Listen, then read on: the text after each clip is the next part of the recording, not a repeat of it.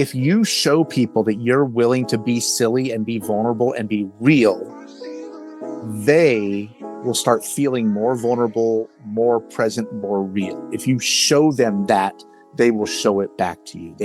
You're giving them freedom to be silly. When they see, a guy in his 50s get up on stage and be silly about something, make a joke about how bad of a college student I was, that humanizes, right?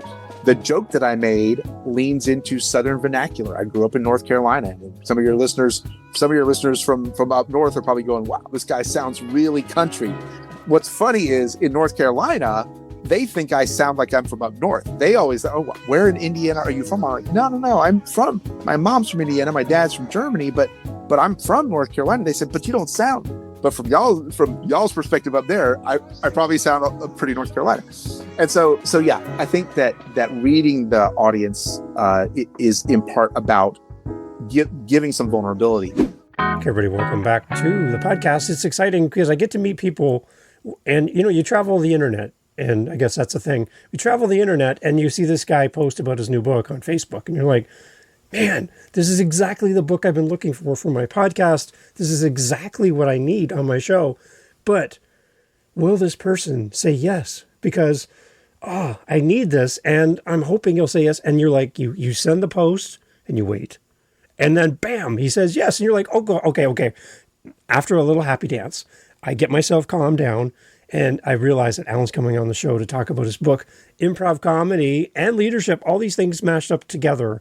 He'll tell you more about it, but I'm excited to have Alan here on the show. Alan, welcome to the podcast. I don't even know what to do. I don't know what to say. I'm leaning on you. Welcome in. Nice to have you here, buddy. I'm pumped. I'm excited to be here. And, I'm excited to talk about the book. It's something that it's been kind of a while in the making. And it's one of those rare combinations. I don't know if any of your listeners are of an age that remembers when Reese's peanut butter cups hit the scene. There's a world, and it's hard for me to conceive of this, but there's a world of people that remember before this was a thing. And there was this commercial, and right. I don't know if y'all remember the commercial. Somebody was walking down the street with chocolate, and then somebody else was walking down the street with an open jar of peanut butter, as one does. Always. Right? I mean, that's why I usually walk around downtown with an open jar of peanut butter. And they bumped into each other, and then one of them goes, "You got your chocolate in my peanut butter." The other one says, "You got your peanut butter in my chocolate." And Reese's peanut butter cups were born. And this book is that. This is this nerdy leadership guy that is me, that went all the way through a doctorate in leadership and wrote a dissertation about how do people teach people to be leaders and how do you measure all that. And someone who gets up on stage or got up on stage for about a decade. And if the audience said, hey, we want to see a scene about Beyonce arguing with the Pope about who has the higher score on Frogger or whatever we've come up with, you have to do that for your audience. And these worlds are as different as chocolate and peanut butter, but yet when you put it together, something kind of magical happens. And so I've been putting it together for clients that I serve for, 5, 6, 7 years. And I was like, maybe I should have a book about it. Maybe. Right. Okay. So the one thing I love about improv is how connected and how immersed the audience is in what's happening on the stage, within the building, within the room. Yeah. You're not just a passive observer of what's going on. You're in it. Like you got some skin in the game. You do. And that's one of the things that makes it a lot different from stand-up comedy. And I've tried stand-up comedy a few times, but it's terrifying because if everybody who knows stand-up comedians, you get up there and tell the jokes, and if the jokes are bad, that's on you. Yeah. But improv, because regularly we come to an audience and we say, what do you want this scene to be about? And if they come up with something that's a little out there, right? If they're like, we want to see a scene that's about the invention of pancakes and, corporate greed and trimming shears that are used in gardens, and whatever they've come up with, they, like you said, not only do they have skin in the game in terms of their attention, but they are partially responsible for the scene, right? They share responsibility with us. And so in some ways that makes it less scary than stand-up comedy because the audience is helping you build the scene. And so if the scene is bad, I don't want to say it's partially their fault, but it is partially their fault, right? If we're doing our job right, and if we're following the rules of improv and doing the right things for our team, it will work out. But they share some of the responsibility, and it makes it unique because they are co-creating the art with us, and that art exists for a second and then it goes away, and that's it. It's the one time it'll happen. Yeah. It's a moment in time. My wife and I, years ago, we live near Toronto, and so we went to Second City, and they had Tony and Tina's wedding there for a period of time. And for those who've never seen that or been a part of that, it is, when you walk in, you don't realize the moment you walk through the doorway into the building, you're in the show as a participant. Yeah. You're not just watching from the stands. You're in the family. Like, my wife and I had no idea because people were coming up to us. We thought just being friendly. And they're like introducing us to cousin Vinny and his wife. And there's uncle, there's grandpa. Like, let's go see him. And we're like, and they usher us into this chapel. And we're sitting next to a gentleman who was in his 70s. And he's grandpa. And he's patting my knee saying, hey, how are you? Are you glad to be? This is so good that you're here for the wedding. And I'm realizing, wait a minute. Not only am I here to watch this, I'm actually a family member. You're in it. I became part of the show. And right? Yeah. It was so weird to be doing that. And what's so brilliant about that setup is, think about weddings that many of us have attended. I mean, there's many weddings where I'm a friend of the bride or the groom, but most of the people there, I don't know. Yeah. And we're supposed to all kind of act like we're on the same page about it. And we are, right? But also, we don't know each other. We're sitting with strangers to celebrate somebody that we all have a connection to. But so, like, going to a wedding is kind of already an improv scene, whether you think about it that way or not, right? Yeah. Yeah. And in podcasting, and that's the one thing that I kind of really try to help people with is, how do we get the listener to be more actively present in the conversation? Because when I do an interview, like having time with you, I want people to feel like they're here with us and like they have some skin in the game, even though this was recorded in the past and they're listening to it in the future. But how do we bring people in to the conversation? Right. Yeah. I think that one of the things, and I borrow as much from my sort of my keynote experience as my improv experience, but they are sort of one and the same. Like, when I'm doing a keynote on stage, the improv Alan, he's still there with me. Like, it's not like I get to turn that part of me off. But one of the things that I've learned that helps a good speech anytime you're speaking is when, number one, you talk about your own experience and you name it as your experience. So say things like, and I think I did this just a second ago. In my experience going to weddings, blah blah blah. So I'm personalizing it to me, and then I'm also inviting the listener, and I'm saying, and then I say to you, this might be part of your experience or might not. Where I'm not making any kind of judgment, no expectation. This might be, it might not be. But notice that every listener is going to be like, well, am I in the category where it is part of my experience or is not part of my experience? Right. And I give them this little on-ramp to, this might be part of your experience or it might not. And that prompts the listener to suddenly have to answer a question to themselves. Am I part of this experience or not? And guess what? If they need help discerning, okay, well, this thing he said, you might have this experience, you might not. They're going to listen more intently so that they can make a better decision, so they can categorize themselves. It's the same reason online personality tests are so enticing. It's like, I want to know more about myself, right? And so, like, it's one of those things where it's a trick, I guess, or a tactic, or just a method that I think good keynote speakers use, and I think it translates well to the podcast world because it number one, it avoids the generalizing can get us in trouble. All people are this, or no people are this, or all. Nah, the keys are, hey, in my experience, and then the other key is, and I'm curious about your experience. I wonder what your experience is like. You don't have to. Your listeners in their cars or listening on their headphones, they can't actually answer, right? Yeah. But when you're speaking, you say, but I wonder about your experience with weddings. Whoever's listening to this right now is probably thinking about a wedding they attended. Yeah. And they're engaging in a different, and they might have a funny story from a wedding. And us saying, in my experience, it's this way, and I wonder what your experience is like, is making them wonder. And then all of a sudden, so there's some different ways to get people engaged, even when they are watching something in the future and cannot respond back, Yeah. And then for Living the Next Chapter, my author podcast, I get authors on the show and they're first time guests. They've never been a guest. They've never talked about their process, their book. They are very comfortable writing on their own in solitude, away from humans. And then the moment that they're done writing, their publisher and PR people are like, great, Alan, awesome, great book. Now you got to go promote it. And good luck to you. And everybody leaves. And you're on your own to go out in front of the world and talk about something. And you don't have any training on how to get out in front of people and do this.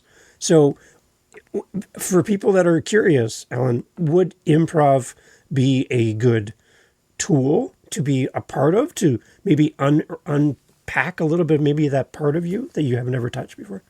Yeah, very much so. And so I spent 20 years working in colleges and universities, and something that you said taps into kind of some archetypes that we're used to, which is kind of the nerdy professor, right? If you think about a profile of most people who are dedicated enough to, if they're so deeply dedicated to the mating habits of honeybees in Western Ontario, right? Yeah. Like if that's their passion area, that they've gone that deeply, that's a certain level of nerddom that doesn't always match up with people who have the gift of gab or are good on camera, and I'm not saying it can't. I'm just saying that you got to be comfortable, kind of like you said, when you're writing a book, it's a pretty solitary process. You have to, writing sort of pulls in people with introvert preferences. And so my first book, Leading with Emotional Intelligence, dives into some of the Jungian typology of extroversion and introversion a little bit as it relates to leadership.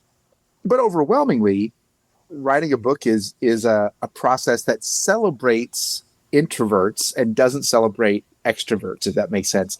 Introverts can get a certain emotional charge from it that people with extrovert preferences aren't going to get as much, right? Yeah. So similarly, if writing tends to just invite in people with more introvert preferences, and then they have to do a PR thing where they have to go, and there are professionals, you know this, there are professionals who work with higher profile authors because they're about to go on the Colbert Show, or they're going to go on the Kimmel Show, or they're going to go on whatever the talk show is that they're promoting their book, and to prep them on how to talk, to prep them on how to do an interview, because if they are sort of bookwormish in their soul, right? And again, I'm not saying anybody can or can't. I'm saying that a certain type gravitates towards writing. That getting that extra skill, and improv is amazing. As a matter of fact, the improv troupe where I learned, we had a British literature professor, we had a geology professor. The owner of the club had a PhD in neurobiology from this up and coming university called Duke University. Joking about being an up and coming, it's one of the top ones in the U.S. And so I think that there is that when it comes to any public speaking, and for them, for the British literature guy or for the geology guy, I'm sure he became a better teacher from doing improv, right? Anytime you have to speak to another person, but the capacity to listen more deeply is at the root of improv. The capacity to take what someone says in new directions is at the root of improv. And so there's these techniques that you learn in improv that if you utilize in these other spaces can be powerful. Does improv attract extroverts and cause introverts to run for the hills? Like what's going on there? I'm kind of an introvert, just so you know, but I love improv. I just love watching, being a part of it. But is there kind of an attraction and a thing going on here? I think there can be. And so that's interesting because I got certified in the Myers-Briggs many, many years ago, which is where we get the language of extroversion and introversion. Yeah. One thing that's interesting, and I'm going to zoom out from improv for just a second, is that in theater and in television and in movies, you would be surprised how many people with introvert preferences go into those industries, specifically because people with introvert preferences tend to love the confines of a role. And if they're given a role, this is your role. You're playing Villager number 7, or you're playing Persephone, or you're playing Hamlet, or whatever it is. You're playing a character. You're playing the Phantom of the Opera. You're playing a character. And so that character gives people with introvert preferences license to be externally focused and focus energy and talking and all of these things externally because they have the safety of this role. Well, if you zoom back over to improv comedy and stand-up comedy, in stand-up comedy, you can build a persona and make a role, but you have to make your own. And so I think that attracts a lot more people with extrovert preferences. With improv comedy, I think that you can have a role. You make up roles on the spot. But the other thing I think that might attract a few more people with introvert preferences, because many people with introvert preferences wouldn't want to go on stage, would be terrified. Like, I get it. 100%, I get it. But for those who do think, yeah, I'm going to try this new thing, I'm going to try it. I think that the confines of having a team, you're never doing it by yourself. You're never doing it by yourself. In every comedy club I've ever seen improv done, it's a team activity, and that can provide some relative comfort as well. And so the fact that I just talked about sort of the team aspect of it, and then also people with introvert preferences being more comfortable sometimes with a role. I don't know if you picked up on this. We've gone from talking about improv to talking about leadership, right? We like, in other words, I literally talk to leaders and managers and vice presidents sometimes, and I say, I know on your team you've got some people with introvert preferences that might have gotten passed over for the last promotion, or might not be getting as much attention. Have you thought about giving them a role, leading a committee, leading a project, where the confines of that role is going to build their confidence in this external thing that the extrovert people do all the time anyway, and help get them noticed, help get them attention. And so it's fascinating how much overlap there is between these worlds. Yeah. So the word leader and leadership in your book title, what leader is this book for? Who is kind of your target audience from a leader's perspective? Yeah. So the two leaders I work with the most are what some people call the C-suite. I don't love the term C-suite, but it's the vice presidents, vice presidents within your organization. And then the second group is what I call the emerging leaders. And so a lot of mid-level managers. And the reason is for those two audiences is because the first audience, whenever I'm dealing with vice presidents and I go to a workshop, and sometimes it's a brief 3-hour workshop, or sometimes it's a 5-day workshop. There's all kinds of formats. But when I'm doing work with the vice presidents, over and over and over again, I hear them say, gosh, I wish I had known this 10 years ago. And I'm like, great. Hold that thought. Who in your organization might be sitting in your chair in 10 years? Because we all think about ourselves, our own career trajectory, our own leadership skills. But how many of us are regularly thinking about, well, who's the next generation? How much am I investing in the next generation? And one other thing I'll tell you just from leadership training is vice presidents who actively go mentor the next generation of leaders become better leaders themselves, because they're having to deconstruct what makes leadership work and not work. They're having to be real about their own failures and their own successes to someone they're trying to mentor so they can mentor them effectively. And in the process, they're doing some reflection that makes them a better leader for everyone they're leading, right? And so it's sort of like that, when you teach something, you know it better, right? And so, my book is very much oriented towards vice presidents, and then also mid-level, or what I call emerging leaders. The last chapter is kind of specially for vice presidents, which is about executive presence or leadership presence, because vice presidents regularly have to stand up in a room and address a room, and they've got notes, and the notes have been pre-vetted and et cetera. But then they have to sometimes answer questions. They have to do some improv, right?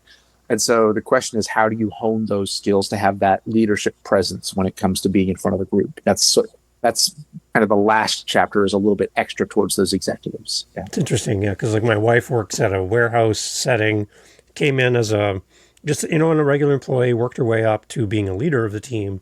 And then she's put in front of the team, and it's like, it's Friday, time for our team meeting. Here's 40 people staring at you. Now you're leading the meeting. Yesterday, you were an employee. Now you're the boss. Yep. Go. And she's like, who trains me how to do this, to speak in front of all these people, right?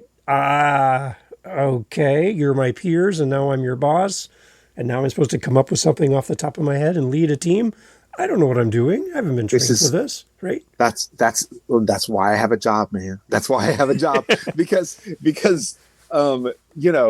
people get sometimes they get specialized training. Maybe they're in the engineering sector or education sector or manufacturing, or they're in they're in arts, or they're in technology or whatever.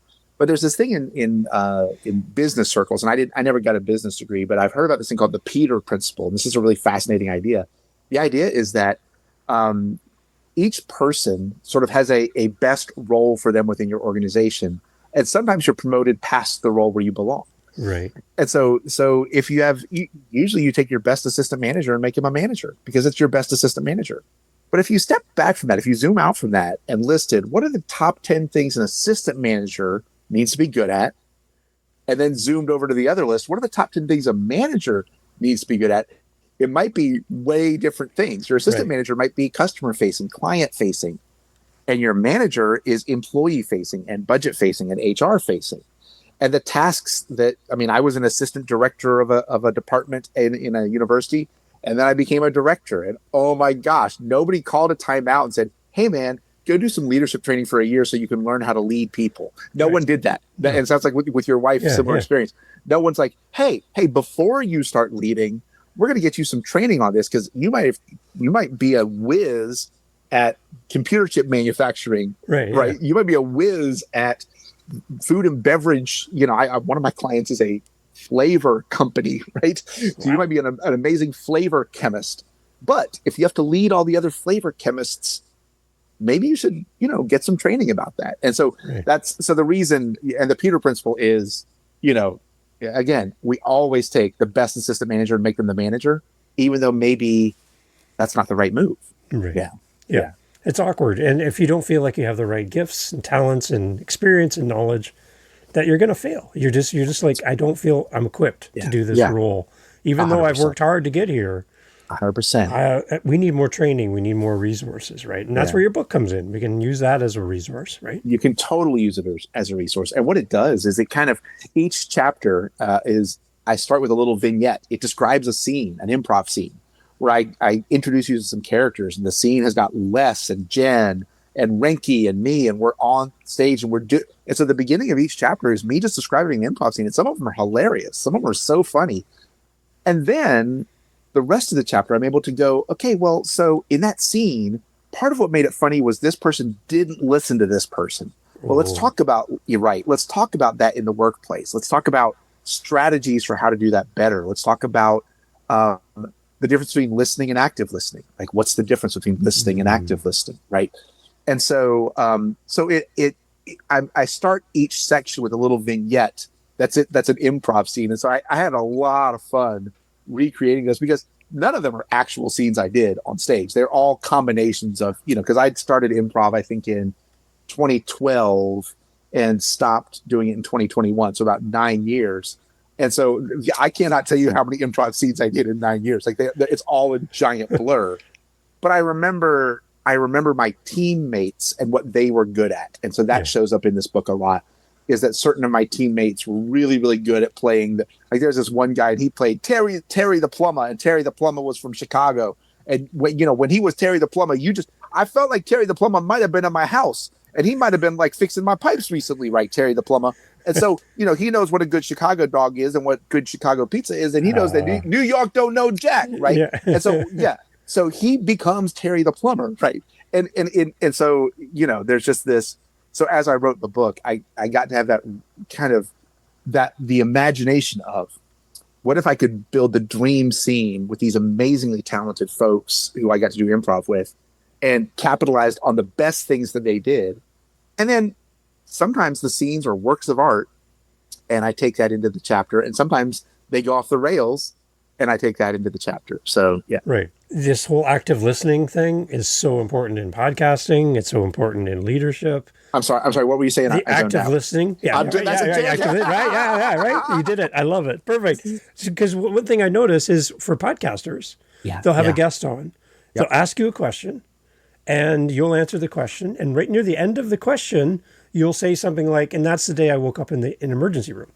And without missing a beat, it's like, okay, question number 3. What's your favorite color? And as a listener, I'm like, wait, whoa. Go back to the emergency room. What are you doing? You didn't even acknowledge it. It just went right past. And we never come back to the story. And I feel like I missed something in the conversation, right? Yeah. And I think sometimes it's nervousness, right? Because I want to get through my questions. I got Alan. He's a great guy. I really want to do this, but I'm just so tied to my questions I'm not even listening to. I got to get through this list, right? Yeah. And the example you gave was great of, they end one answer and they end it with, and then the next day I woke up in the hospital, or that day I woke up in the hospital. Yeah. And then the next question is about your favorite color. Yeah. But what can be even worse is if the next question is, so did you wake up in the hospital one day, where like the person's already answered the question, and then the next question, you can tell they're not listening. Yeah. And so part of this is, and so, going back to, so I have a previous book again, and I've done a lot of work on personality type. Part of this is different personality types are more attached to lists than others, right? And so besides extroversion and introversion, there's other things in the Jungian psychology framework that I talk about that like my wife has a to-do list, and she has what I would call a relationship with her to-do list. I have a to-do list, and it's a tool, and I don't care about it any more than I care about a screwdriver. It's just a tool. It's a to-do list. I do it so that I don't forget things, but I don't have a relationship with it. At no point do I ever do something that should have been on the list, retroactively add it, even though I've done it, retroactively add it so I can have the joy of marking it off. I don't do that, but my wife does. And that is the last letter of the Myers-Briggs. Some people know the judging versus perceiving. And that's another thing that factors into being present, factors into the active listening, because one of those personality preferences is going to have a harder time learning to active listen, and the other one's going to have an easier time. Same with extroversion and introversion. Extroverts can learn to be active listeners. It's just harder. Yeah. Introverts can learn to be active listeners. They're not all, one of the myths that extroverts think all introverts are great listeners. And I tell them, like, nah, dude, half of them are just thinking about the book that they're reading or the show that they're watching or getting together with their best friend. They're not actually listening to you, but you think they're listening to you because they're not talking. And so that's one of those little interesting myths. And I just totally lost my train of thought there.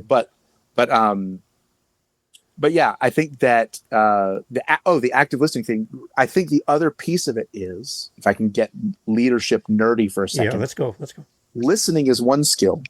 And like I said, I think people with introvert preferences can learn that one faster, and people with extrovert preferences, it's harder to learn. Everyone can learn it, but but the second skill that leaders need is making people feel heard. Yeah. This is a whole different skill. And in that skill, the people with the extrovert preferences are actually have an easier time learning it, because it's about the external processing. It's about, hey, I heard you. Hey, I got you. I understand what you're saying. I hear you. I get you.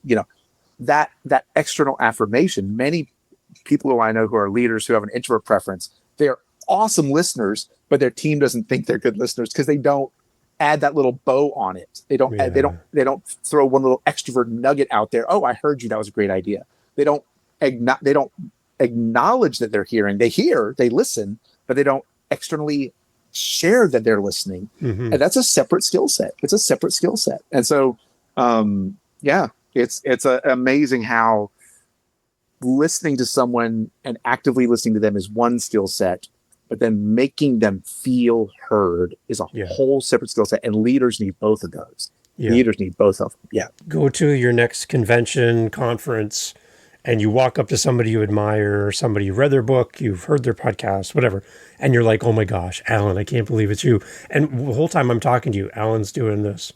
He's looking past me to the person behind me back in the corner they want to go talk to later. But here I am going, oh, Alan, your book is amazing. I'm now into improv. And you're just looking right past me, right? That's active listening right there. The person's in front of you. They're there to connect. Yeah. Right. So whether it's an interview on Zoom, whether it's in person or on stage as an improv, you want that connection. You don't want to be looking away from the audience in front of you, right? It's huge. It's huge. And I think I mentioned I used to run a career development center, and I also work with a nonprofit in my city that works with out-of-work adults who've lost their jobs. And we do career coaching, right? And part of that's job interviews. And we talk about eye contact. And that eye contact is more symbolic than it is functional. We think of it as functional, right? That you're looking at the person. But it's a symbol to the person that I am present with you. It's a symbol of presence. And so the scenario you're talking about where someone's sort of looking past you because they're trying to find the next person, they're trying to network, they're trying to ladder climb, whatever. Yeah. It's hilarious because my wife thinks I'm a good networker and I do not network. I do things that I think someone outside might look at and say, that's networking. I try to find connection with awesome people doing awesome things. And then if I find a good connection, I try to get in on the awesome people and the awesome things. And we do that. So it's connection. It's not ladder climbing networking. Yeah. And I'll give you a great example. When I was a young professional. I used to work at what's called student affairs, which for your listeners, if you've ever gone to a college or a university, all the things that happen outside the classroom, the residence halls, the student union, the campus activities group, the multicultural center, this whole world, that was my profession for 20 years. And there are times when, oh my gosh, I just lost my train of thought again, Dave. That's twice. I wonder if I need a snack. What were we just talking? Rewind me to what we were just talking just about. That connection with people and listening to them. The networking. Right? Yeah. So when I was new in my profession, this young grad student named Zach, called me in my office and said, I'm a graduate student. Can I come interview you to learn about, real working in the real world after this graduate? He was getting a similar graduate degree to me. Can I come do an informational interview with you for an hour? And I'm like, sure, that's great. Come on over, because I want to help the next generation. Yeah. I'm not trying to network. I'm not trying to gain anything. I'm already into my career. He's kind of not in his career yet, but we made a connection, and then we connected on LinkedIn, and then eventually he went on and got a doctorate. And I was like, congratulations. And eventually. And 2 years ago, he gets a job at a university about an hour and a half from my house as a dean of something. And he knows that I do consulting and leadership development work. And he's like, hey man, we need some help. Can you come work with my team? And I got a client out of that. Wow. That's opposite of I'm at a conference and I'm looking to shake the hand of the biggest name. Yeah. In other words, the biggest name that you think that you're trying to find at the conference has 100 other people trying to meet them. Yeah. What if you just invested in awesome people who were going to become big names in the future and you just knew it?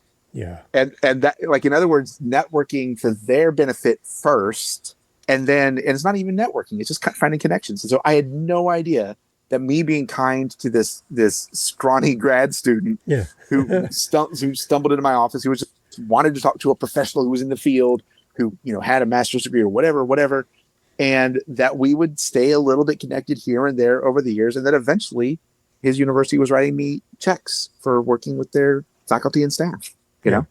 One other element of improv and being up in front of an audience that's very interesting, because I was watching your TEDx talk. And your TEDx talk is a different platform than stand-up and comedy, but there was still elements of you where the crowd was actually speaking up. They're usually quiet for the most part at the TEDx, but there were people kind of doing like a call and response with you while you're talking about, where your father, your family member, and serving in the pharmacy, and having the food and all that. And people are like, oh, I know that place, and I know that place. People were actually feeling comfortable enough with you on that stage to respond to you. Right? Yeah. That was really interesting. Right? It is interesting because, and I felt kind of bad about it actually, because that TEDx event was multiple speakers. I think there might've been 10 of us. And I felt a little bad because I was a pretty accomplished keynote speaker already, but for many of these TEDx speakers, they had a brilliant idea, but this might've been their first time really speaking. Right. Yeah. And going through TEDx is great because they get some coaching, etc. When I went to get my coaching, the person doing the coaching at the end was like, well, could I call you for some coaching? Like it was this weird thing where I went because I'm supposed to check that box and do the coaching. And then at the end, they were like, well, dude, I don't know if you need this. And I was like, yeah, I don't think I do, but I'm always happy to meet someone cool. Right. And so for the TEDx thing, that call and response thing, what that making yourself vulnerable on stage, right, making yourself accessible, making yourself human. So one of the jokes that I led with was that it took me 7 years to finish college. In the US, it takes 4 typically for people, but 7 years. And when I finished, my GPA was 2.16, which is a C average. And I said, so a lot of my friends graduated magna cum laude and summa cum laude. I just graduated thank the laude, like leaning into like this Southern accent thing, right? And that got a laugh. But besides getting a laugh, what I was doing was I was saying to them, because the slide said Dr. Alan Mueller, right? The slide tells it's like the last 3 minutes of a Rocky movie, right? I mean, like where Rocky's the champion, right? Or whatever. Mm-hmm. So when you put Dr. Alan Mueller on a slide up there, it's like, oh, he's made it. And I'm like, well, and I still have bad days, and I still get heartburn sometimes, and I still stub my toe, and like, I used to imagine, But so the call and response thing, I felt a little bad because most of my cohort, they didn't get that, and it's not because of presentation skills. I think it's part because of the improv thing. Because when you've done improv, one of the things that other speakers don't know is that if you go off script, it can still be amazing. Right. And so most people have a belief that if I go off script, it's a mistake. Yeah. If I go off script, it's a mistake. As an improv person, you learn quickly. If you go off script, it's an opportunity. And so there are literally in that TEDx talk, there was about a 60-second section that was never, ever, ever in my script or notes that I did contemporaneously in the moment when the cameras were rolling and the live audience was there. There was a part I added in because I felt it. And in part because that joke I just told about, summa cum laude and that joke I told landed in a certain way. The story I told a story about the sit-in movement. And for those who are unfamiliar, the 30-second version is that brave Black people in North Carolina were working to integrate a whites-only lunch counter, and they faced all kinds of opposition and danger and threat. And eventually the lunch counter got desegregated and everyone could eat there. But it was because of this brave movement. And I'm telling that story. And as I tell that story, I'm listening to the audience and listening to their energy, etc. And through that, I knew I could throw in this contemporaneous thing that was not planned at all. It was not planned. I went totally off script, totally off book, something I've thought before that I don't know if I've ever said to anybody out loud, threw it in. And I don't think the average viewer would have any sense of that. I think the average viewer as a matter of fact, if you want to watch it again and see if you can find the 60-second part, it probably is going to be hard to find. But yeah, and so I think that's one of the things. And if you're thinking about folks who do podcasts, right? And some folks who run podcasts, I'm sure, are most comfortable with a script, and that's great, right? Mm-hmm. But you can, if things go off script, you can either let your emotions take hold and go, oh, we're off script, and that's not right, and I want to stay on script because that script gives me some comfort and some safety. Yeah. Or you can think, hey, I wonder if going off script might actually be a blessing, might be an awesome treasure, might be something that we uncover that we didn't think we were going to uncover before. And I wonder if I could go with it. I wonder if I could even actively listening enough to just ask a follow-up question that's not the next question on my list. And so part of this, again, this intersects with the personality side. And I know this session that we're doing is not about personality, but there are certain personality types in the Myers-Briggs. There's sort of 16 types. There are certain ones of those that love the script. They feel comforted by the script. And I teach exercises that are sort of improv in nature. Well, and I can tell your audience, if you're a podcaster who loves your script and feels a little uncomfortable when things go off script, one activity you could do is next time you are at a restaurant or looking at a menu online, do a decision tree until you just get bored to tears. In other words, like, okay, where should I get Chinese food or Italian food? Okay, if I got Italian, would I get a stromboli or a pizza? Okay, if I got a pizza, would I get cheese or pepperoni? If I got a stromboli, would I get feta or would I get this?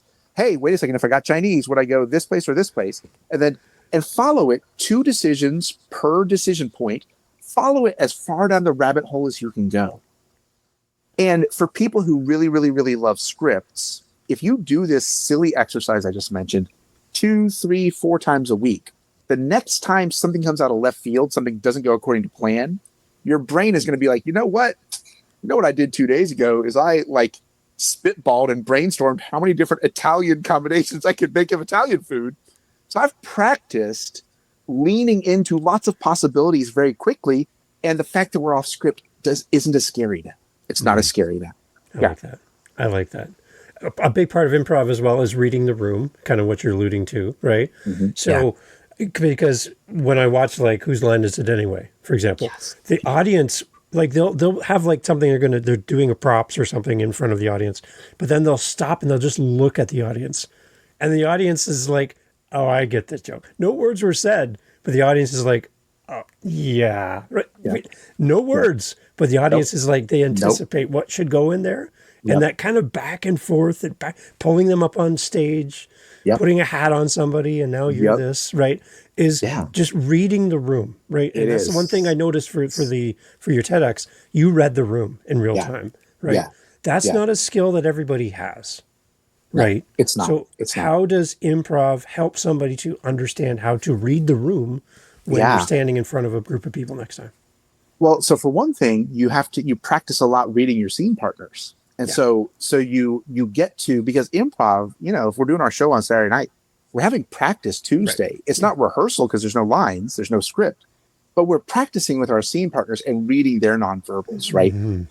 And so one thing that's interesting, a little side note, but when I taught a class called Improv Comedy and the Art of the Job Interview, I worked at a small Quaker college in the south of the United States, and I taught that class, which was a lot of fun. One thing I learned, I just mentioned facial expressions and nonverbals. We had a very, very high number of autistic students at our college.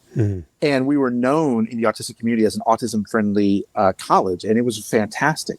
And the first time a few autistic students signed up for my improv class, I was scared. I had some biases I had to unpack or whatever, because I was used to getting a letter from the dean's office, this student needs a distraction-free environment. Yeah. And I'm like, this is an improv class. We could call it Distraction 101, right?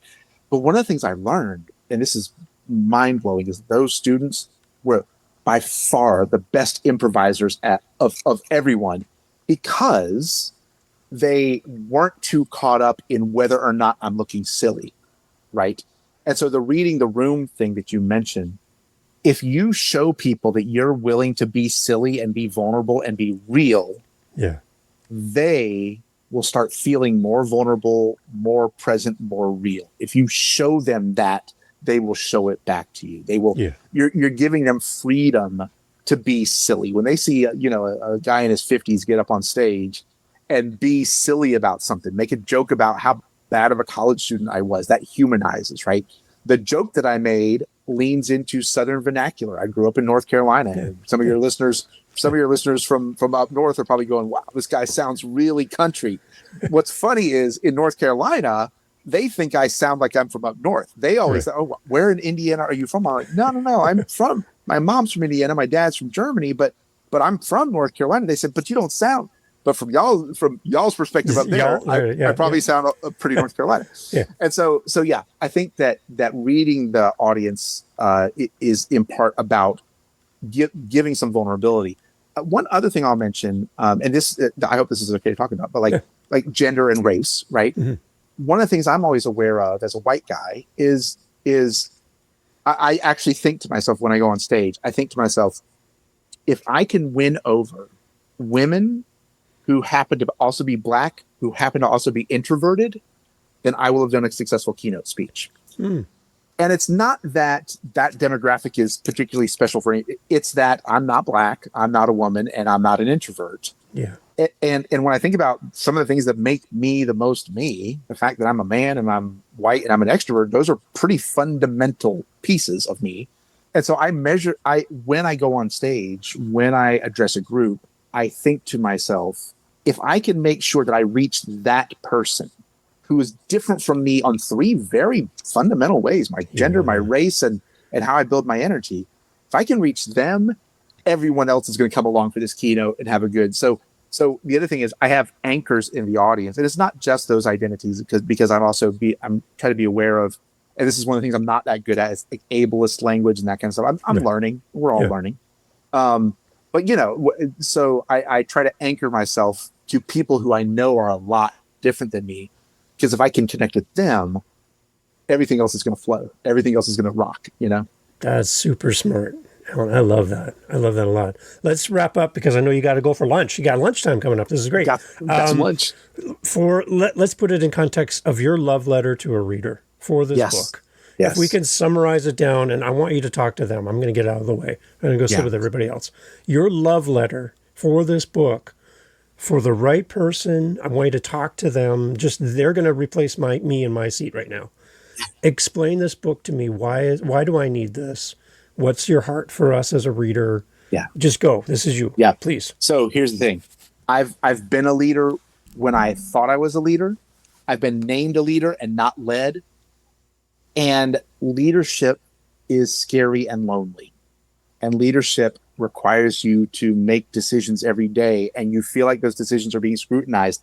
And I get it, because I have been there, and it's scary. And people turn to leaders for answers, and they keep coming to you for answers.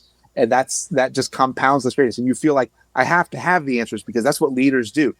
Improv flips the script on that, my friends. Improv says, when someone comes to you and says, what's the answer to this? Just say, I don't know. But you know what? We're about to build a scene where we're going to find out, right? And we're not actually going to do improv here in the office. Don't worry. But we're going to use improv mindset, the yes and. Yes, that's a problem. And we're going to figure out how to solve it. I don't know how yet, but we're going to do that. And if you can unlock that level of authenticity, which you have to have on the improv stage, but you don't have to have as a leader, but the leaders who do it are very, very accomplished in terms of getting their teams to come along. If you can really, really model that I don't know yet, and that yes and, those two things from improv world, that's it right there. That's it right there. Yeah. Excellent. So read the book, and the good thing about the book is you'll get to laugh some, and then you'll get to scratch your head some.